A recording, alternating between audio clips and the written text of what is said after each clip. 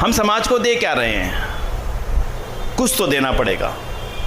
आपके घर में जब छोटा पोता होता है, पोती होती, कोई भी 2, 4, 5 साल की, जब उसको अपने पास बुलाना होता है, क्या करते हो? क्या करते हो माता जी? आजा आजा आजा आजा आजा, टॉफ़ी दूंगी, टॉफ़ी दूंगी, टॉफ़ी दूंगी, ये कहते हो कि नहीं देते हो? बर्फ़ी दूंगी, बर्फ़ी खिलाऊंगी, चल मेरे साथ बाजार चल, मिठाई खिला के लाऊंगी, वो खिला के लाऊंगी, ये दिलवा के लाऊंगी, ये कहते हो ना। यानी मेरा अपना पोता भी मेरे पास नहीं आता जब तक मैं उसे कुछ देता नहीं। हमने नहीं समझा, ईसाइयों ने इसे आज से 200 साल पहले समझ लिया था। हमने अपना पैसा लगाया मंदिरों में, हमने अपना पैसा लगाया मंदिरों की चोटियों पे सोना चढ़ाने में, उन्होंने अपना पैसा लगाया हमारी गरीब बहनों के घरों को ठीक करने में, उन्होंने अपना पैसा लगाया हमारे गरीब भाई बहनों के बच्चों को पढ़ाने में, उन्होंने अपना पैसा लगाया छोटे छोटे व्यापार को खड़ा करने में, गरीब वर्ग की सहायता देने में। हमने बड़ी बड़ी मूर्तियां खड़ी तो कर दी, बड़े बड़े मंदिर तो खड़े कर दिए, बड़ी बड़ी बुर्जियां भी बना करके खड़ी दी, और गर्व होकर के हम ये कहते हैं कि इस बुर्जी के ऊपर 25 किलो सोने का पानी चढ़ा हुआ है। पर उसका क्या, जो तुम्हारा भाई तुम्हारे को इन मंदिरों में जाना छोड़ करके चर्च में जाना शुरू कर चुका, उसका क्या? कभी नहीं सोचा। मैं इस घटना को 50 से ज़्यादा बार सुना चुका हूँ, अपने साथ घटी हुई है, इसलिए मैं बनावटी घटना नहीं सुनाता। बनारस में हमारी आचार्य नंदिता जी का बहुत सुंदर गुरुकुल है, उसका वार्षिक आप गए थे क्या? 50वें वर्ष के ऊपर गए थे ना। उसी समय में पता नहीं आपसे कि सुबह नहीं, हमारे साथ सैर करने के लिए हम गंगा घूमने चले गए। गंगा में घूमने के बाद मंदिर को देखने के लिए, जब नया मंदिर जो बना काशी विश्वनाथ का, उसका बहुत सुंदर बना, आप भी देखते जाइएगा। हम वापसी होते समय उसके अंदर से गुजर के आए, अधूरा था, पूरा बना नहीं था। जब गुजर के आए तो सुबह 7:30 बजे का समय था, लगभग 8 बजे होंगे। तो इच्छा हुई कि छोले पूड़ी खा लें, गरम गरम होते हैं और उस समय इच्छा भी होती है। तो छोले पूड़ी खाने की दुकानें हैं वहाँ पर काफ़ी सारी, मंदिर के बाहर पीछे पतली गली में जहाँ गेट खुलता है। हम एक दुकान पे पूछे, भाई साहब अच्छी दुकान कौन सी? बोले ये वाली है, इसके पास चले जाओ। हम चले गए। उसने कहा भाई साहब 10-15 मिनट इंतजार करना पड़ेगा, अभी आलू कढ़ रहे हैं। मैं ठीक है भाई, कोई बात नहीं। हम वहाँ की लकड़ी की टेबल पे बैठ गए, लेकिन जैसे ही बैठे तो जो वो लड़का हलवाई था, बना रहा था, जो कोंचा चला रहा था उस पतीले के अंदर, उसके गले में क्रॉस टंगा हुआ था। अरे मंदिर की जड़ में दुकान, धोती पहनकर राम बाबू खड़े हैं और राम बाबू के गले में क्रॉस टंगा है। अब आर्य समाजी होके तो चुप रहने वाले नहीं थे। हम तो जनेऊ देखा करते थे अक्सर, ऐसे लोगों के पे पंडित है जनेऊ पहन के रखा है, चाहे वो जनेऊ इसलिए पहनाते हैं लोगों को बड़ी श्रद्धा हो जाए, इसी दुकान पे खाना खाएंगे, चाहे वो कारण कुछ भी, लेकिन जनेऊ पहने देखा करते थे हम। तो क्रॉस पहने हुए खड़ा है वो बिंदा। मैंने कहा भाई साहब ये क्रॉस आपने? बोले हाँ। मैंने कहा आप? बोले क्रिश्चियन है। मैं कहा आप क्रिश्चियन हो, इतना बड़ा मंदिर के पास? बोले सुनना आप ध्यान से भाई, इन मंदिर वालों ने हमें मंदिर में घुसने कब दिया? सुन रहे हो? तो क्रॉस कहाँ से लिया? बोले हमारे पिता ने लिया था, उसी चौक पर चर्च है, अगर आपने देखी हो तो देखिए। क्या वाराणसी गए हैं आप कभी? वाराणसी गए हैं आप कभी? जो चौक है बड़ा वाला, चौक के लेफ्ट हैंड पे मंदिर है, राइट हैंड पे कोने पे ही चर्च बना हुआ है। बोले इस चर्च वालों ने दिया, चर्च वालों ने मेरे बच्चे को पढ़ाया, चर्च वाले ने ही मेरी बीवी का इलाज करवाया, और चर्च वालों ने मुझे क्रॉस दिया, और मैं वहीं जाता हूँ प्रेयर करने। इस मंदिर वाले तो हमें जाने नहीं देते थे। बंधुओं, अगर आज 150 साल बाद भी हम यहीं पर खड़े हैं, तो आने वाले समय में हमें जंगा में कब धक्का मार के फेंक दिया जाएगा हमें पता भी नहीं लगेगा। इसलिए आज आपको मेरी चर्चा का तीसरा दौर है, तीसरी चर्चा है। आज हाथ जोड़ के निवेदन करता हूँ कि बंधुओं, इसी जातिवादी ने, ऊंच नीच ने हिंदू समाज को बर्बाद कर दिया है, नष्ट कर दिया है, समाप्त कर दिया है।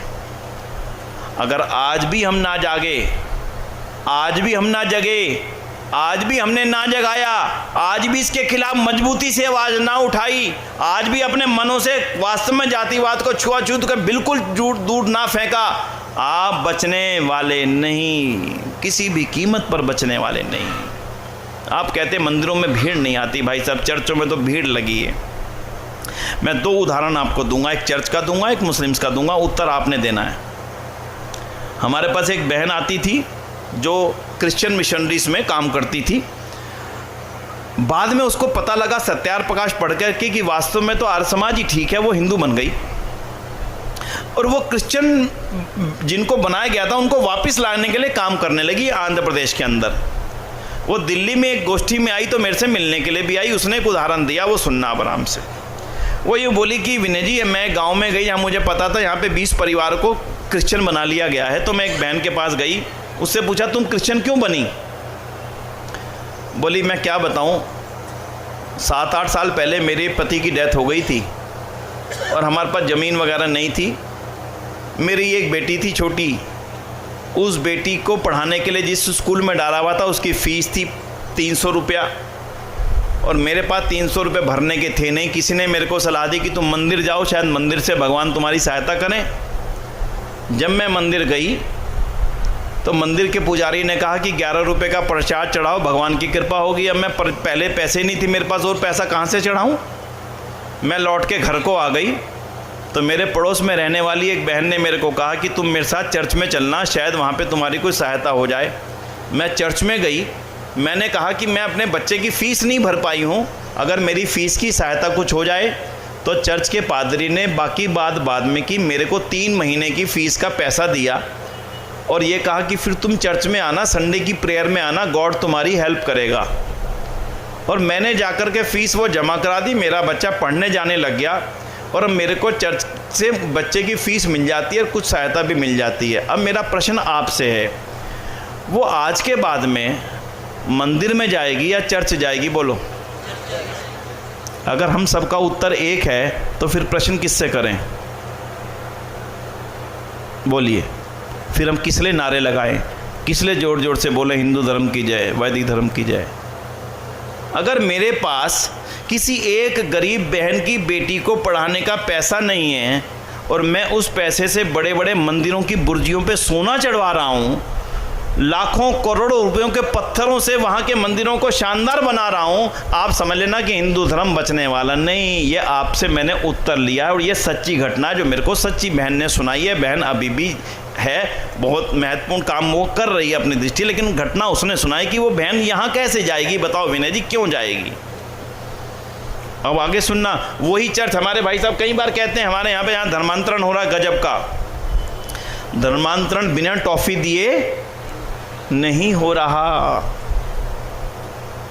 बिना टॉफी दिए नहीं हो रहा। अब दूसरी घटना सुनो आराम से। अब आप ये सच्ची दिल्ली की सुना रहा हूँ। दिल्ली में एक जगह है जहांगीरपुरी। जहांगीरपुरी के सामने एक बाजार मंडी है, आज़ादपुर मंडी। आपने देखा होगा, सुना होगा, दिल्ली की सबसे बड़ी मंडी है। भाई साहब बैठे, उन्होंने को देखा है, आज़ादपुर मंडी।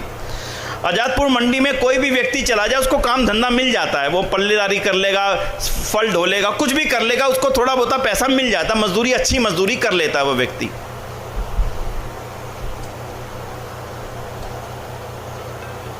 आपके ही बिहार का एक व्यक्ति जहांगीरपुरी पहुंचा, उसने कहा जी मैं रेडी लगाना चाहता हूं यहाँ पे, तो मुझे कुछ पैसे की मदद मिल जाएगी। बोले 14%, 13%, 12% पे पैसा ब्याज पे मिल जाएगा। 12% ब्याज पे पैसा लेना, तो उसको एक व्यक्ति मिला मंडी के अंदर, मुस्लिम। उसने कहा तू मेरे साथ चल, मैं तेरे को सहायता कराता हूँ। मस्जिद में ले गया। मस्जिद वालों ने 50,000 रुपये से रेडी दिलवा दी, अच्छी बड़ी रेडी, वहाँ 50,000 रुपये की आ जाती है। 10,000 रुपये का सामान, 10-12 हज़ार रुपये का सामान और 40,000 रुपये की रेडी। शर्त क्या बाबूजी, पैसे वापस कैसे देने पड़ेंगे? बोले कोई ब्याज नहीं लगेगा। फिर कैसे? जब तू मंडी से वापस जाएगा अपने घर पे, झुग्गी में जाएगा, तो मस्जिद से होता हुआ जाना, रोज़ाना 100 रुपये देते जाना, बस रोज़ाना 100 रुपये देने तेरे को, और कुछ नहीं करना। बोली कोई ब्याज नहीं? बोले कोई ब्याज नहीं।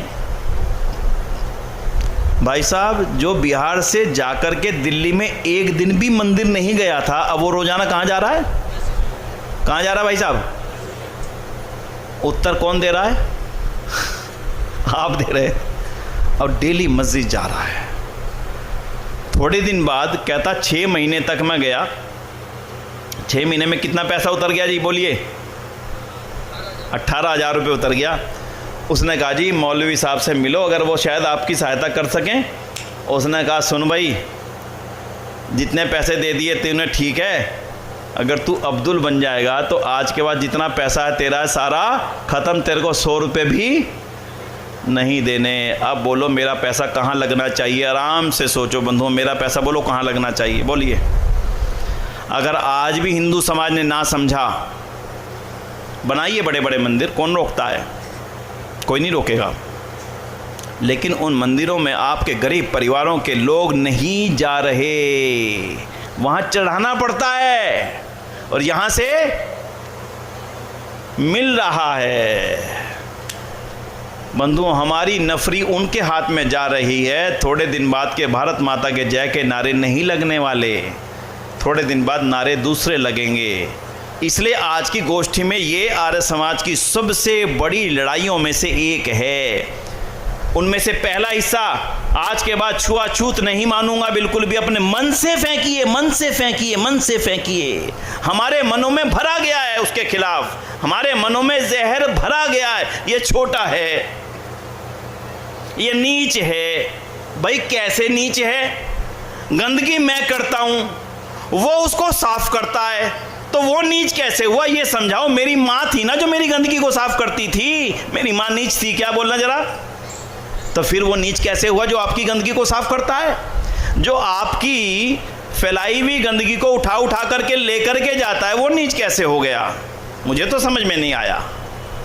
हमारे दिमागों में बैठा दी गई ताकि ये भाई इनसे दूर हो जाएं, और जो इनसे दूर हो जाएं उनको हम अपने समेट करके अपने पास में ले जाएं। इनके चक्कर में आपके यहाँ से लोग निकलते गए, वहाँ जाते रहे, हम खुश होते रहे। जा छोड़ दिया, जा छोड़ दिया, हम प्रसन्न होते रहे। हम अगड़े हैं, हम अगड़े हैं। हमें ध्यान ही नहीं रहा कि हमारे भाइयों की कितनी बड़ी फौज हमें छोड़ करके वहाँ पर जा चुकी है बंधुओं। इसलिए मैं कई बार ये बोलता हूँ, अगर हमारे मंदिरों में उन गरीब परिवारों को कुछ मिल रहा होता, अमीर आदमी जाता चढ़ावा चढ़ाता और गरीब आदमी जाता उसको कुछ अपनी ज़रूरत के लिए बोलिए मिल जाता, तो कोई कारण नहीं था कि कोई भी भाई हमें छोड़ करके अपने गले में क्रॉस पहनता या अपने सिर पर, कोई कारण नहीं था। आज अगर आर्य समाज ने फिर से इसे शुरू किया, आज ये आर्य समाज की सबसे बड़ी ज़रूरतों में से एक है, इस विषय को शुरू करिए। छोटे छोटे ऋण दीजिए। क्या कमी है राकेश जी हिंदू समाज के पास में? बोलिए। हमारे खजाने भरे पड़े हैं कि नहीं भरे? वहाँ या ना करिए, बोलिए। हमारे यहाँ तो खाली पैसा ही है, दौलत, केवल दौलत रखी है हिंदू समाज के पास। अब केवल दौलत बची। आज आपको टास्क दे रहा हूँ, अपनी समाज के उस वर्ग को ऊपर उठाने के लिए अपना पैसे का उपयोग करिए। 10,000, 20,000, 30,000 का लोन दीजिए, ऋण दीजिए, बिना ब्याज के दीजिए। आर्य समाज मंदिरों में बुलाइए, हवन पे बैठाइए, अपने आप पीछे बैठिए, उन परिवारों को आगे बैठाइए, फूल की वर्षा उनके ऊपर कीजिए। हमें फूल पहनाने से अब आनंद नहीं आने वाला।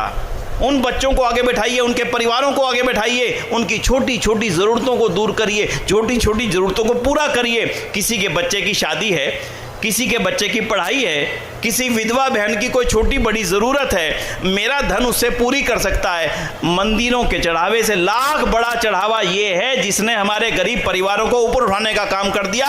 और अगर उनको इन मंदिरों में आने से अपने परिवारों में उन्नति नज़र आने लगी, कोई कारण नहीं कि वो किसी और चर्च के दरवाजे पर जाकर के खड़े होंगे। बंधुओं, बदलाव तो करना पड़ेगा और बदलाव आप करेंगे। आज से शुरू करिए। हमने दिल्ली में काफ़ी चीज़ें शुरू करी हैं। 10,000 रुपये का लोन हम देते हैं, वो बहन 500 रुपये महीना बिना ब्याज के हमें लौटाती रहती है। जब लौटा देती है तो हम 20,000 का लोन दे देते हैं, फिर 20,000 का लोन भी वो 500 रुपये महीना करके लौटाती रहती है। छोटी छोटी ज़रूरतें उसकी पूरी हो जाती हैं। हमारे मंदिर हैं, आर्य समाज मंदिर है, यहाँ पर बहुत सुंदर यशशाला बनाई है, अधिकारियों को बहुत बधाई।